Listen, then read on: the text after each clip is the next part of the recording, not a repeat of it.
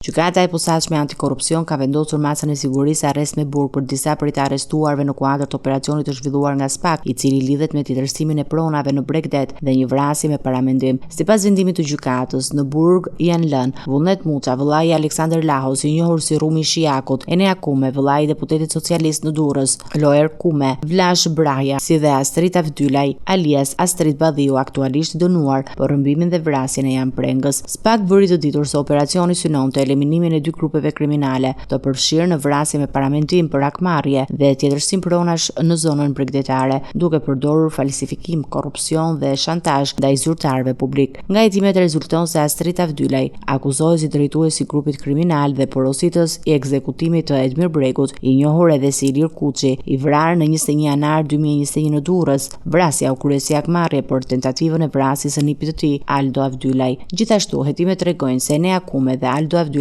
kanë vepruar si koordinator të ngjarjes, ndërsa autorët e dyshuar të ekzekutimit janë shtetasit me iniciale ED dhe AD, të cilët janë ende në kërkim. Ndërkohë, Aleksander Laho është shpadur në kërkim për krijimin e një grupi kriminal që kishte si objektiv tjetërsimin e pronave në gjirin e Lalzit. Në total, operacioni i SPAK-ut shënjestron element të grupeve kriminale të lidhura me krimin organizuar, vrasje me paramendim dhe abuzim me pronën publike dhe private, duke synuar goxhitjen e strukturave që veprojnë në Bregdet dhe brenda territorit të vendit.